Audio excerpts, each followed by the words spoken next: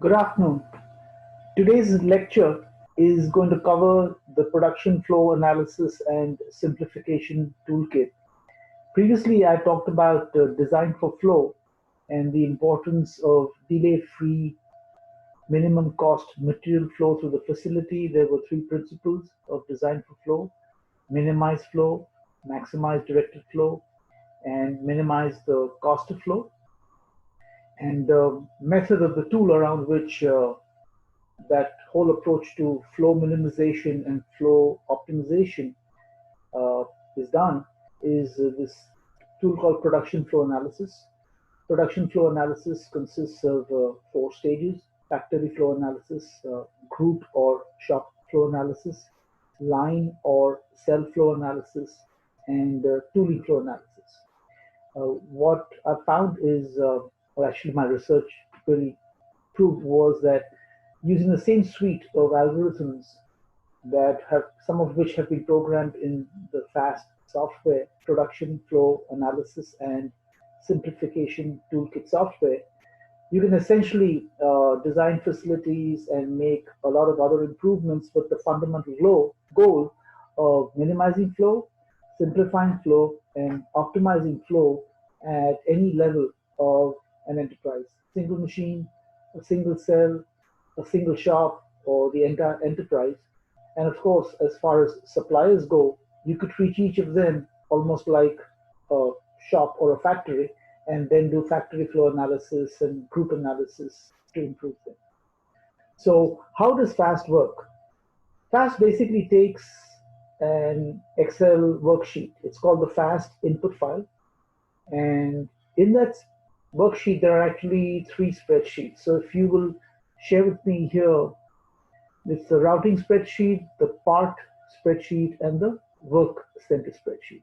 So the first spreadsheet that we will discuss is called the part spreadsheet. And when you look at that, it has four columns. And again, FAST is a bit of a legacy software, so it is very, very, very sensitive to the way you name the individual columns. So the first column is part number. The second column is the description of that part. The third column is the annual quantity. So this is like, you will look at the records, you will look at all the orders that were placed for that particular part, and you will add up the individual quantities and essentially that number. So in this case, for example, part number 150140002, only 36 pieces were ordered. And then this column is again revenue. It's not annual revenue, but it basically means annual revenue. And essentially this number is arrived at by multiplying the annual quantity by the typical per piece price. So 36 times X is what gives you 224. So this is annual revenue and this is annual quantity. So the first spreadsheet of the three spreadsheets in the FAST input file is essentially this spreadsheet, which tells you that this is how the company makes money. So think of every part being a so-called, value stream. And some people might say, well, no, a family of parts should be one value stream. That's also fair. But at this time, I do not know the product family. Now, in this part spreadsheet, this column, part number, is what connects it to another spreadsheet. And that other spreadsheet is the routing spreadsheet. So what is the routing spreadsheet? The routing spreadsheet basically tells me that every part number goes through a certain sequence of steps, and with each sequence of steps, there is a certain work center that is associated with that step. So if you will see in this spreadsheet, there are three columns: part number, work center number, and sequence number. Again, FAST is very sensitive to the way you correctly describe these individual columns. So note the uppercase, note the spaces, note the spelling, everything has to be perfect or else there'll be a problem. But usually, once you send me the input file, I'll do some massaging and correction at my end. And please, especially if you're a student and you're doing a project, absolutely Absolutely. Don't hesitate to contact me. I'll be happy to run your data for you and tell you about how you can use it on your capstone project or your course project or your thesis anytime. Okay? Anytime, anywhere in the world. So in the routing spreadsheet, the connection between the part spreadsheet and the routings is the part number column. So again, you will see that this part number has 5 steps. So the first step, sequence number, is receiving. Second step is the Matsura machine. The third step is the grain work center. The fourth step is the wash station. And the fifth step is shipping. What I urge just about everybody is to always use consistently the same starting point, which is typically, receiving or raw material stores, and an ending point, which is, shipping or finished goods warehouse. That way, all routings have the same anchor points as the starting step and the ending step. And you can see that there are 5 rows of this part number, one for every sequence number. And so the part number spreadsheet connects to the routing spreadsheet to the part number and in the routing spreadsheet. And then again, the last spreadsheet that is left is your work centers, you know. And so now you go to the work center spreadsheet, and again, very basic. First column is the work center number. This work center number attribute or data column is the same as the work center number column in the routing spreadsheet.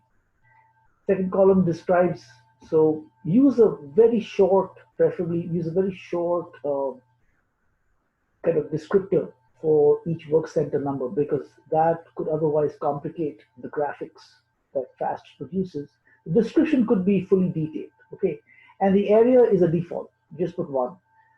At one time when we thought that we had money and time, my students and I, Dr. Ketsuko, Dr. Wang, Dr. Zhuang, and Dr. Jin Zhao, we thought that we could create a complete all-in-all package. But then over time, we realized that uh, there are pretty good facility layout packages out there. There are very good scheduling packages out there. So we kind of focused fast on the part family formation and the lean advisory tools to improve flow without really worrying about the detailed layout. So see, that's the third uh, spreadsheet in the FAST input file. And that connection is between the work center number in this spreadsheet and the work center number column in the routing spreadsheet, right? So that's the FAST input file. All that we're saying is give us all the parts you make, give us some sense of their value and their volume. Is it high volume, low volume? Is it high value, low value? And tell us exactly how this part physically gets processed through individual work centers, and to some extent put a reasonable level of specificity about the way you describe the work centers. So an example would be, please do not say lathe, as in, oh, this part goes to any one of 10 different lathes to get turned. What we advise is that you look at every work center, which is usually a collection of many different machines, and then break that work center down into specific groups. Now, inside each group of those machines, you can say these machines are identical and interchangeable. So that's why my strong advice would be, please work with me to describe your work centers and your routings. Okay, so that's the FAST input file. At this point, I'm ready to run FAST. So this is FAST. You go in here and you say open. I had already opened the file, so here's my FAST input file. I say open. Data imported. Again, I'm cheating. I made sure that this data file had been cleaned and ready to run. But once the data is imported, then this, if FAST prompts me with this screen, then I know that yes, I have a clean FAST input file. Okay, so now I go to analysis, and what FAST tells me is that give me a folder in which to dump my raw outputs. Okay, so it says generate. So I go in here.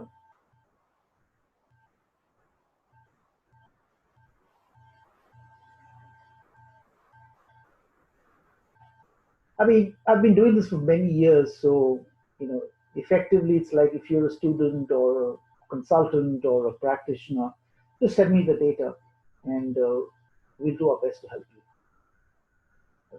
What I, of course, ask is that would you hire a University of Houston student as an intern to do the work for you? So you go in here. I pick my folder, which should be Jasco Tools. There I have this folder. I say OK, done. Okay, that's it.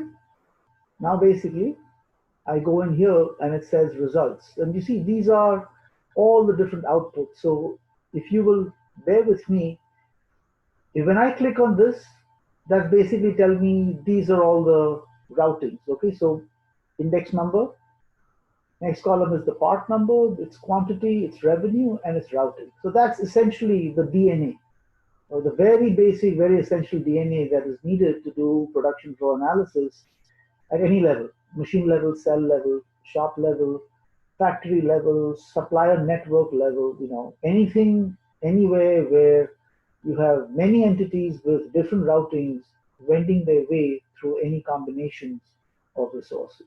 Okay. Then there are two segmentation outputs. One is the standard PQ analysis, and the second one is a by criterion PQ analysis. So this is PQ analysis, classic. The individual parts are listed along the x-axis. The individual quantities are on the y-axis. This is the sort by decreasing quantity, and this is the cumulative quantity curve. And if you're familiar with 80-20 analysis, the parts have been listed by order of decreasing quantity. PFAST computes an aggregate quantity, and then this column is where you go straight down, and somewhere over here you find that this is the part number. From here on up to these parts,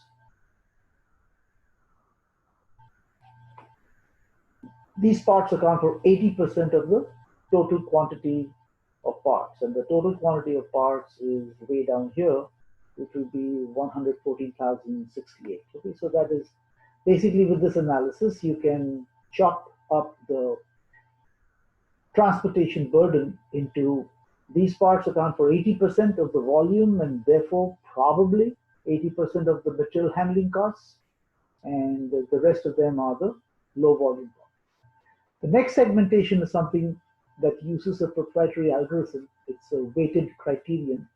But now this one basically says segment the product mix on two criteria: revenue and quantity. Now, again, if you've done Pareto analysis, you can break up the product mix into at least two samples, right? These products are in the high volume of production, and these products are in the low volume of production, right? So same thing, you could use a Pareto analysis of the revenue data, and you could basically say, okay, there's a point on the revenue axis. To the right of it, any part is a high revenue part. To the left of it, any part is a low revenue part. Similarly, with the PQ analysis, you can say, okay, there's a point on the y-axis. Any point below it, that part is a low volume part. Any point above it, that part is a high volume part. So essentially what you get are four quadrants. So you will have, this area will be, all the parts are high revenue but low volume, which means setup times could be high. So this is low revenue, low volume, high revenue, low volume, nothing much here. This segment is the cash cow area, right? High revenue, high volume. It may lend itself to dedicated flow line type of production. And over here is basically low revenue, high volume. This is where you can set up Kanban triggers, because you are always producing enough of these particular parts. So these are four business segments, and I don't think that you want to run all of them using the same practices. So that's why it's very dangerous when people say we use lean, and all I hear about them is they're using planning, scheduling, layout strategies that Toyota would use, and they are basically a repetitive. producer. So this is the second segmentation approach. And again, what you do is you follow both the columns. So see, the last two columns are aggregate revenue and aggregate quantity. So you go down here and you're looking for around over here, the parts above account for about 80% of total revenue, and same about here, the parts above that line account for 80% of total volume. So again, you can break up this product mix into at least two segments: high volume, high revenue, and low volume, low revenue. The point again is that when you do high mix, low volume, you've got to pick a sweet spot and the rest of the product mix. You cannot approach this whole production system design problem as a one design fits all. Now, once you do those two segmentations, now you have essentially the from to charts and the flow diagrams. So here you will see there's a frequency type from to chart, a volume type from to chart, and a dollar type from to chart. And then visualization of these numbers is in the, so that means the from to chart can be visualized with the flow diagram. So F type from to chart, F type flow diagram, Q type from to chart, Q type flow diagram, dollar type from to chart, dollar type flow diagram. So typically when people do material flow analysis, they look at the quantity of traffic, right? So let's look at this one. So see, this is the Q type from to chart. So all your work centers from the work center spreadsheet are listed here in some order, and across the top, the same sequence of the work centers has been positioned. What FAST does is it runs internally an algorithm called the quadratic assignment problem. So what happens thereby is that if you look along the diagonal and immediately off the diagonal, all the high values in the from to chart will kind of be along the diagonal. So now you can immediately look at these numbers and know that certain work centers should be close to each other. Well, visualization sometimes guides you better than these numbers. So for the Q type from to chart, the algorithm basically takes this data and then it runs again a heuristic block layout algorithm, and what you see will be the flow diagram representation. So you see big thick arrows connecting certain work centers, and immediately in your mind you should be saying, in my existing facility layout, in my proposed facility layout, are these work centers adjacent to each other? Okay, they share a common boundary with respect to each other. So the FAST outputs basically says is, give me any sample of products. It could be the entire product mix, it could be for a particular part family, it could be for 2 or 3 part families, and it will generate these traffic intensity analytics from to chart and its equivalent flow diagram. Typically, I have used the volume, the Q type, and the dollar type, because here what you're basically saying is, if I have a lot of my money moving between two work centers, by golly, I want to have rapid turnover of inventory from one work center to the next. So that is where things like transfer batch flow and single piece flow come into play. And then finally, these 4 analyses are the cluster analyses. Okay, so this is what they call the classic product process matrix. So the part numbers are listed down here, the work centers are listed across, and the software tries its level best to group together all the parts which use the same machines. And appropriately on this axis, those work centers are kept together which process the same parts. So if you look up and down this matrix, you will start seeing that this data set is relatively simple. But this is one of the very important visualizations of hundreds of value streams where people say, well, tell me the product families before I can draw a value stream map. That's one output. And then you see this ordering of the parts in the PR analysis 1. The matching analytics is called the dendrogram. So this is again what is called an hierarchical clustering algorithm.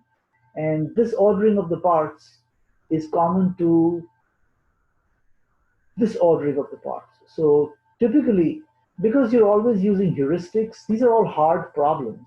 So uh, please understand that when you work with high mix, low volume, really you have to rely on data science. You have to rely on the machine learning heuristics and other analytics. I call it operations research. The fancy word today is data science and machine learning. But the point again is that all these lean tools which people have been getting away with for the last god awful 80 years, saying, "Oh, that's how Toyota does it," it's kind of wearing thin. You cannot be in the 21st century. You cannot be a high mix, low volume manufacturer and try to form product families with Excel or visual analysis. Uh, the third clustering algorithm is something called PR analysis 3. What that tries to say is inside individual routings, we found that there were substrings of operations which were repeated very often. Usually I use PR analysis 3 with the from to chart. Okay, so I found that in general, PR analysis 3 is not very useful for part family formation. The third very important part family formation technique is called PR analysis 4. Here what the software does is it actually aligns one below the other those parts whose routings are extremely similar, and then inside each routing it moves the work center so that as much as possible, if you look up and down in any column, you will see the same work center occurring in each of those cells.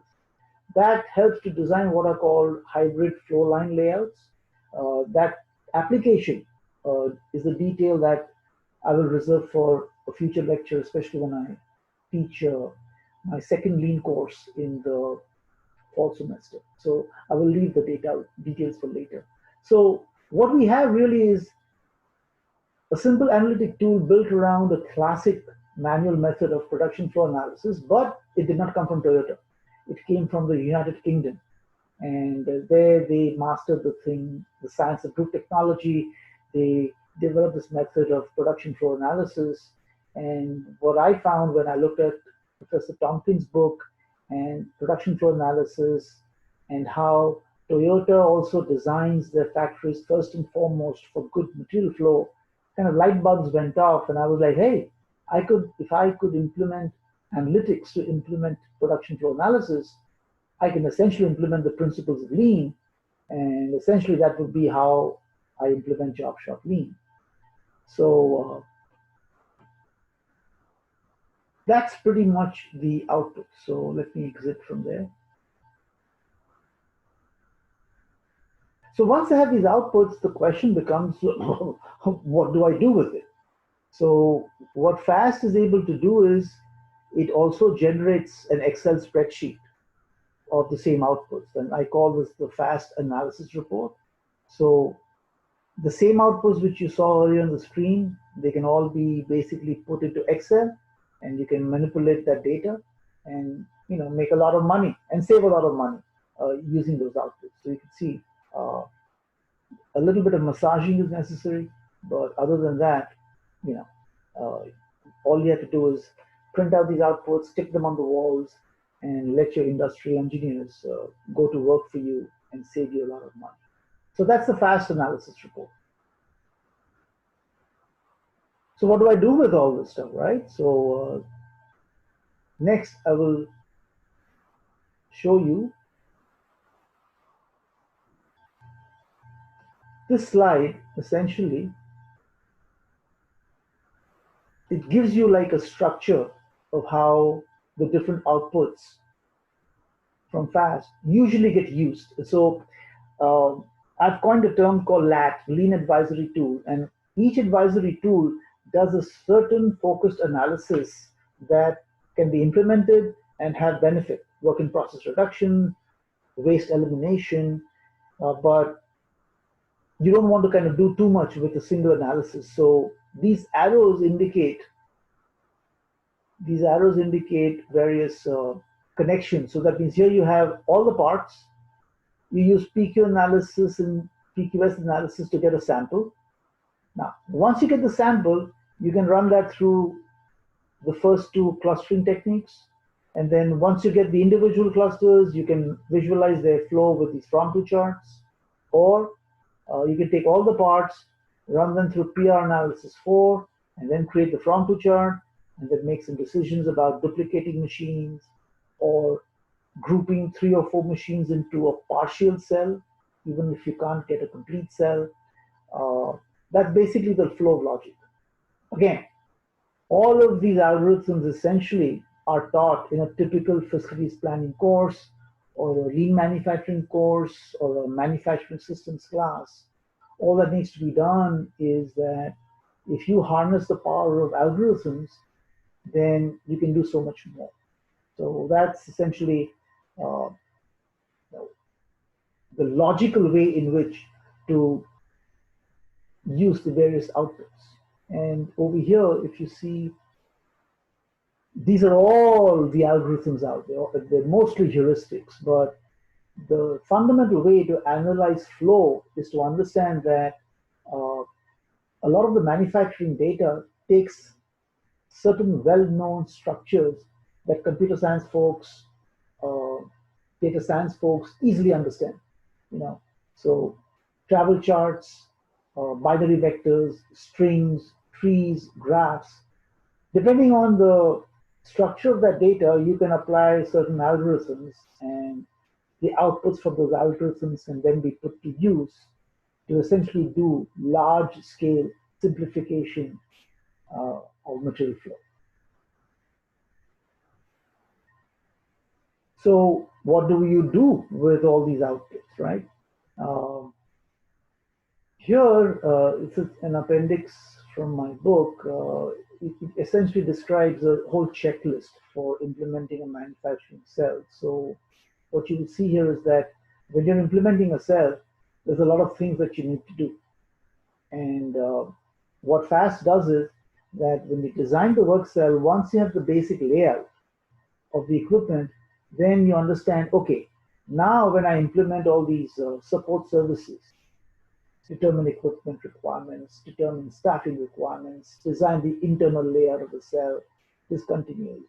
Train operators, lot sizing, containers, material handling, logistics, production control, all these all these support systems which are necessary to make every cell and the entire network of cells operate like a lean production system.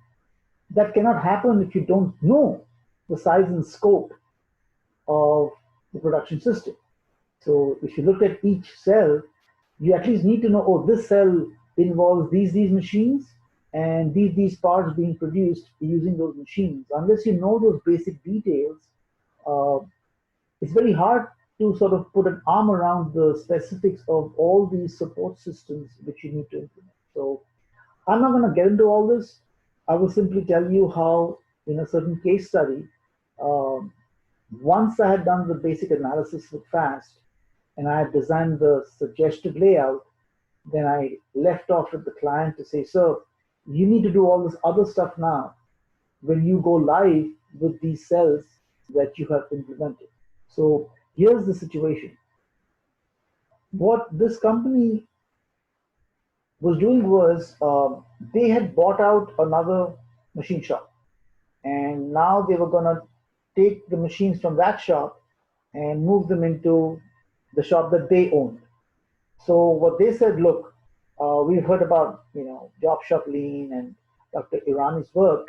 Let's make it such that when we bring the machines in, we know exactly where they'll go and how we will position them with respect to each other. So that project was basically a weekend analysis. They gave me the input data on Friday. That's the input file I showed you. I ran it through FAST. I got the outputs. That is the FAST analysis report I showed you. Now, with the from-to chart and the clusters, basically what you're going to see is how to implement job shop lean, starting with cell design and flow improvement as the first two steps. So identify the product families and design a cellular layout or a hybrid cellular layout. So This is your frontal chart and flow diagram. So you can see all the work centers are placed here. The flow diagram is here. The heavy entries and the lighter entries are indicated by the arrows. So both the frontal chart and the flow diagram were produced by PFAST. Thickness of each flow arrow shows the relative dollar value of revenue flowing between the pair of machines that it connects in the direction of the arrow. That's this way, or this way, or this way. And these arrows were cut and paste as is into each of the alternative layouts that were evaluated. So what they said was, so our team has come up with these layouts. So would you please, take your software outputs and evaluate for us uh, if those layouts are good, or should we look to you to modify them and use your suggestions about how to position these machines, which we are going to absorb into our facility. So this was the flow that I found in the current layout. Okay, so when you look at the from-to chart and you map the arrows as they are, the thickness, and lengthen them appropriately, you decide for yourself if this is a good arrangement of their equipment. I for sure did not think it was good. So then they said, okay, we have an alternative layout, and this is what our team has designed. So you can see the client asked me to evaluate this layout that their team had designed. Uh, you judge for yourself. So when you take the from to chart and you take the thick and thin arrows and you simply lengthen them to capture the connectivity between the appropriate pairs of work centers, again, you decide for yourself if this layout is good or it sucks. So this was the first layout they had designed. This is the second layout they had designed. And again, fundamental here is that they had not considered the concept of cells. They had not thought about the fact that all these parts and all these machines, could we not have a process layout, and could we break it up and distribute these machines into two or more cells? So then, of course, the thing was, okay, can we at least give them a better process layout if we do not wish to have work cells? So again, this takes a little bit of effort to manually massage, but this was the physical arrangement of the new layout. That means if they went forward and they took all this equipment and they did not split up equipment, did not create separate standalone work cells, this would be the arrangement that they would have for the new shop layout. And personally, I was like, no, sir, I think you can do better.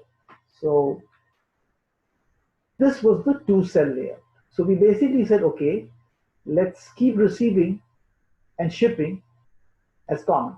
So all raw materials arrive here, all finished goods go out from here. But based on the PR1, PR2, and PR4 cluster analysis, there were like generally two product families. And you can see again that this is what we did. We said, one, receiving and shipping are separate departments at different locations, but they could be placed side by side if a U layout were designed for the shop. Okay. So we've kept receiving and shipping at two ends, but if management says no, we wish to have a U layout, receiving could be one dock door on one wall of the building, and shipping could be another dock door on the other side of the building. So depending on the locations of receiving and shipping, these cells would have to be appropriately repositioned. So another decision was the grain work center was duplicated in both cells. So this was with the permission. Management approved it that yes, we think we can invest. It would not be a big deal. And then we put washing tanks in both the cells. So to the extent possible, we duplicated certain work centers to make these cells almost independent, almost autonomous. And then the project ended with some suggestions about, okay, once you put these machines together, here's all the other work you need to do. And again, the suggestion was, please, please, please consider hiring industrial engineering interns to come and do this work for you over a single semester. Okay, so if you look in the top corner, Material storage within the cell should not use pallets. So again, avoid big containers inside the cell because large containers encourage a batch mentality. Uh,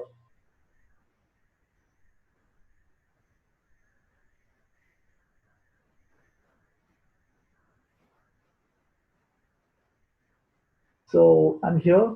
Use wheeled carts. So again, the thing was try to allow parts to be moved on mobile containers because it just allows for more flexibility and ease of use and people movement inside the cell. And limit each cart to hold a batch of parts for a single order. There's often a tendency because management does not buy enough carts, the cell operators end up mixing orders on the same cart just because there is only one cart. And then until they finish all the parts on the cart, that cart does not move. So that is what creates work in process. Then the thing was that avoid using forklift trucks at all inside the vicinity of the cell. You won't believe it, but in many companies, they've got forklifts operating near expensive machines.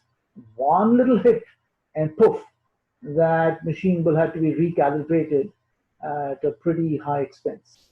Uh, then again, try to use handling equipment which allows small piece flow. Try to avoid big batch movements inside the cell. Next one is again performance. Install safety, quality, delivery cost board. Get the plant manager to attend to plant huddles. Let the plant manager kind of appreciate his employees. Do some time studies so that we have a better sense of setup times and run times in all the routers, and we can do a lot more realistic capacity planning. Uh, have a corrective action program because many times a lot of small, medium manufacturers tend to separate inspection from manufacturing. So they think it's not correct or not advisable that somebody who makes the parts can inspect their parts. Unfortunately, when those two responsibilities are separated, there's a significant impact on batching and delivery delays. Next thing was appoint a water spider. Prevent the cell operators from doing logistical and support services. For example, trash removal. Uh, Let this water spider bring in the forklift and take away the scrap metal dumpsters. Develop a Kanban system so that there is a little more control on how much work is brought and taken away from each cell.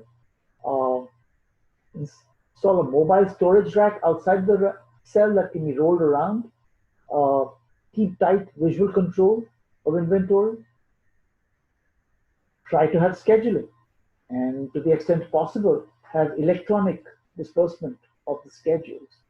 And Schedulizer is among the cheaper scheduling packages, but it's pretty good for its price.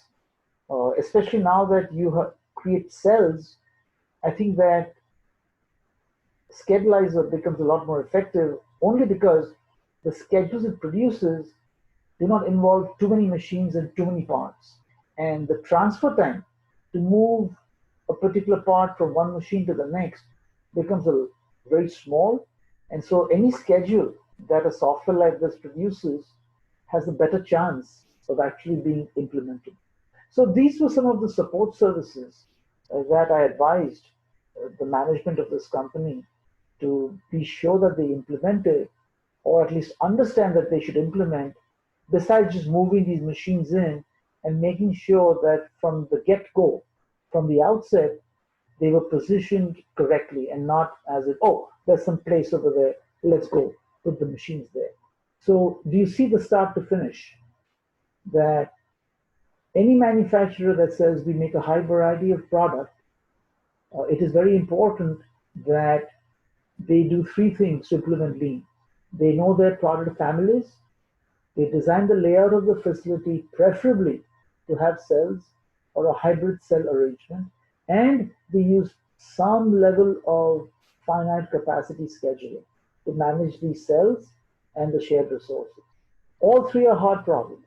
All three are hard problems, but when you implement work cells, especially the scheduling problem becomes a lot more feasible to do. And so We basically get the data, run it through FAST, and then teach industrial engineers what to do with those outputs. And one of the major implementations, one of the big lean advisory tools out of a set of 10 is how to implement workflow. That pretty much completes this lecture, and it complements the previous lecture, which was designed for flow, which is the essential foundation for implementing job shop. Thank you.